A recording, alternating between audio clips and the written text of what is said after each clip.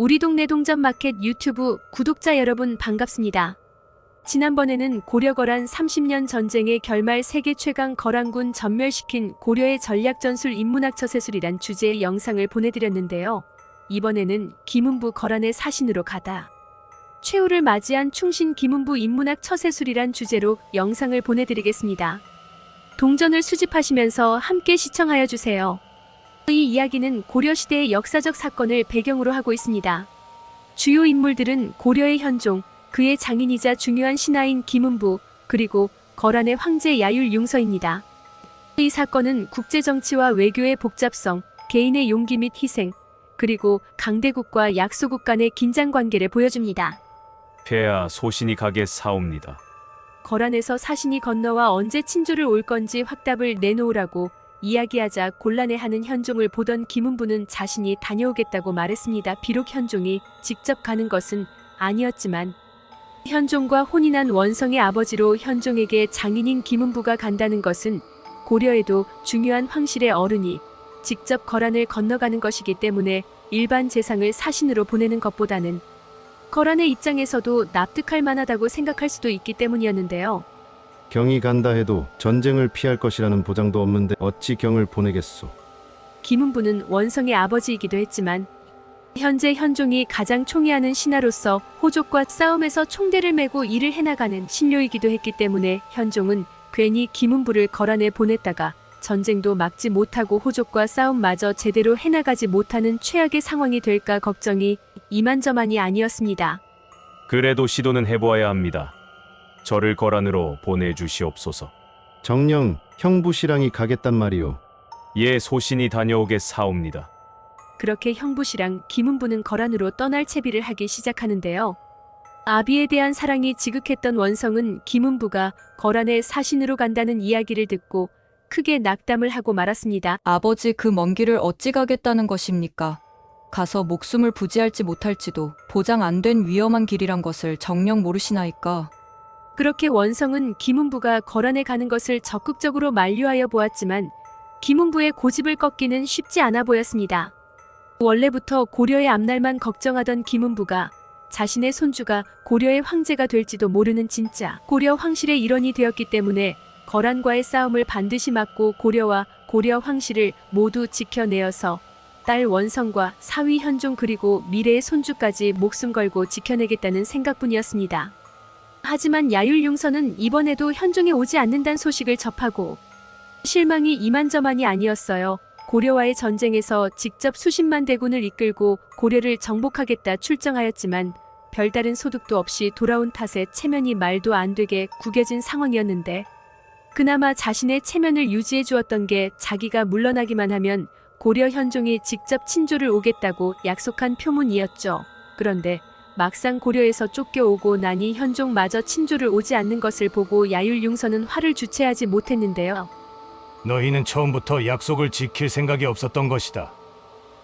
이 간교한 여우 같은 놈들 같으니라고 이제 그 대가를 치를 것이다. 얼굴이 잔뜩 구겨진 야율융서는 당장 전쟁을 준비하라고 말했지만 이번에도 소배합이 나서서 야율융서에게 조금만 더 기다려보자고 이야기합니다.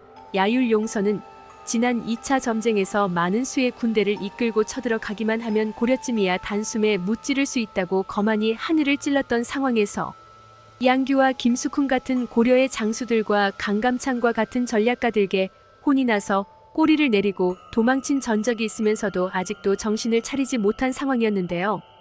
전쟁 경험이 많은 소배합이 보기에 야율융서는 아직도 그저 욕심만 많고 단숨에 승리를 거두고 싶어하는 야욕의 눈이 먼 소인배일 뿐이었고 고려는 국가의 크기는 비록 작다고 하나 함부로 보고 덤벼서는 절대 안 되는 용맹한 나라로 보일 수밖에 없었습니다. 그렇기에 당장 쳐들어가자는 야율융서를 말리며 최대한 시간을 끌어 전쟁 준비를 하는 게 우선순위라고 생각을 하였죠.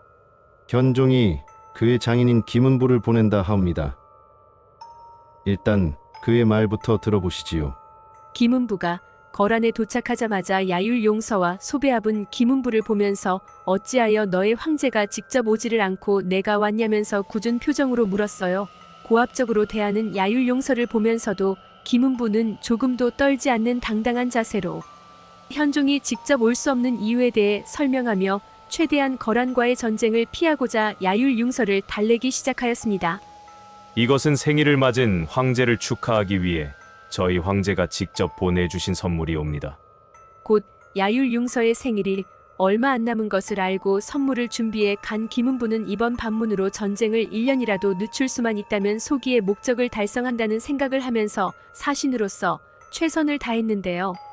하지만 아직도 고려에서 도망친 것을 수치스럽게 여기고 있던 야율융서는 당장이라도 김은부의 목을 치고 싶을 정도로 고려에 대한 분노가 하늘을 찌를 듯했어요.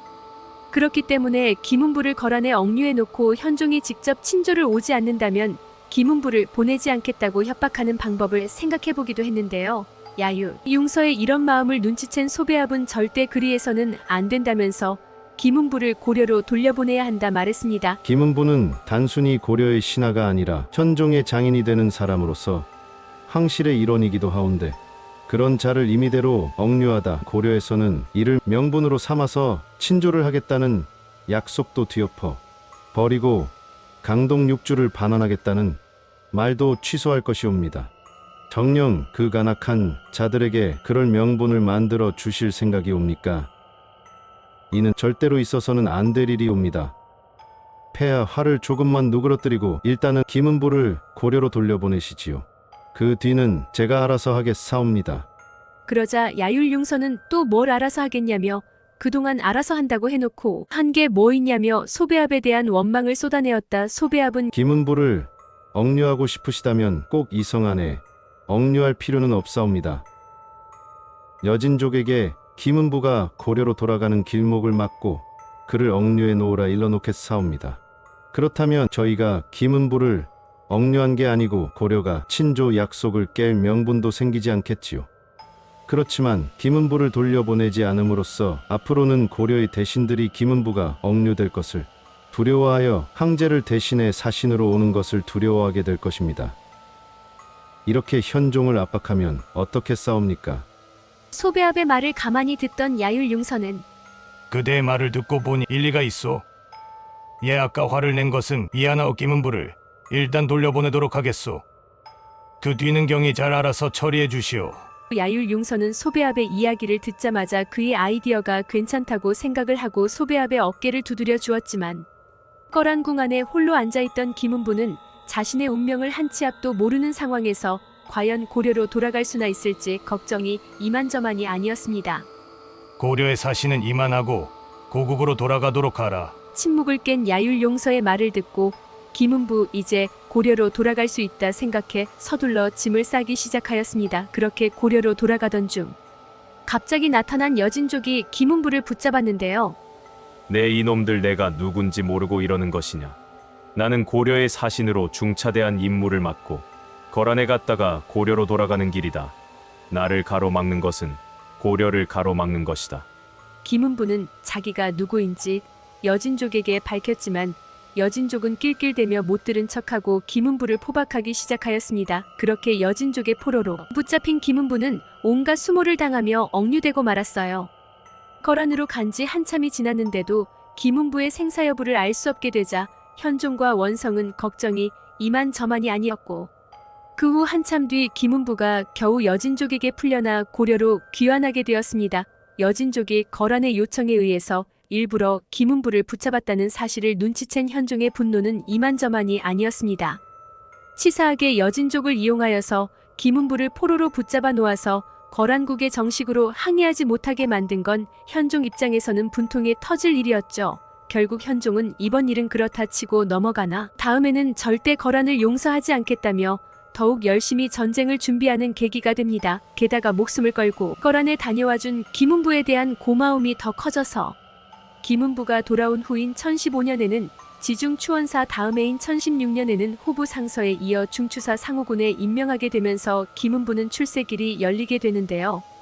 하지만 이듬해인 1017년에 사망하게 되는데 노년의 나이에 여진족에게 붙잡혀서 홀로 고초를 겪은 게 김은부가 건강을 악화시켜 이른 죽음을 맞은 게 아닌가 싶더라고요. 현종은 이런 김원부의 죽음을 길이어 사후 추중 관직으로 추충수 절창구 공신 최고의 문산계 품계로 종일품 수사공 상주국 안산현 계국후를 추중하였고 시급도 하사하였다 합니다. 이 영상을 통해 우리가 김은부의 처세술과 배울 점은 무엇일까요? 김은부는 고려와 거란 간의 긴장된 관계 속에서도 사신으로서 거란에 감히 나서는 용기를 보여줍니다. 이는 그가 상황의 심각성을 인식하고 개인적인 안위보다 국가의 이익을 우선시했다는 것을 나타냅니다. 김은부는 자신의 지위와 현종과의 관계를 이용하여 거란과의 협상에서 유리한 위치를 차지하는 데 기여하는데요. 이는 당시의 정치적, 사회적 구조를 이해하고 이를 자신의 외교 전략에 효과적으로 활용한 사례이며 자신의 안전을 위험에 빠뜨리면서까지 고려의 이익을 위해 행동했습니다. 이러한 희생 정신은 리더십의 중요한 특징이며 특히 위기 상황에서 더욱 중요합니다. 한편 황제 야율융서의 잘못과 교훈은 야율융서는 고려를 빠르게 정복하려는 욕심에 눈이 멀어 장기적인 관계를 고려하지 못했습니다. 이는 강대국이 약소국을 대할 때 보여주는 오만함과 단기적인 이익 추구의 문제점을 드러냅니다. 야율융서는 김은부의 사신 방문을 거란과 고려 간의 관계를 개선할 기회로 활용하지 못했습니다. 대신 자신의 분노와 실망에 사로잡혀 장기적인 외교적 관계를 해치는 결정을 내렸으며 야율융서의 행동은 강대국으로서의 품위와 책임감을 잃은 것으로 볼 수 있으며 이는 결국 거란 자체의 안정성과 명성에 부정적인 영향을 끼쳤습니다. 고려는 거란과의 전쟁을 피하기 위해 김은부를 사신으로 보내는 전략을 채택했습니다. 이는 고려가 상황을 정확히 파악하고 유연하게 대처했다는 것을 보여줍니다. 고려는 당장의 전쟁을 피하고 장기적인 국가 안보를 위해 노력했습니다. 이는 단기적인 이익보다 장기적인 국가의 안정과 발전을 중시하는 현명한 접근입니다. 이 사건을 통해 고려는 내부적으로 더욱 단합하고 강해졌으며 이는 국가의 안정과 발전에 기여했습니다. 이러한 역사적 사건은 오늘날에도 여전히 외교, 정치, 리더십에 관한 중요한 교훈을 제공합니다. 개인의 용기와 희생, 국가 간의 관계에서의 장기적 안목과 전략적 사고는 모든 시대에 걸쳐 중요한 가치입니다. 우리 동네 동전마켓 유튜브 구독자 여러분, 오늘은 여기까지입니다. 계속적으로 동전과 지폐 수집에 관한 다양한 영상과 역사인문학에 관한 다양한 영상을 보내드리겠습니다. 이 영상이 유익하셨다면 구독과 좋아요 꼭 눌러주시면 감사하겠습니다. 다음 영상에서 또 만나요.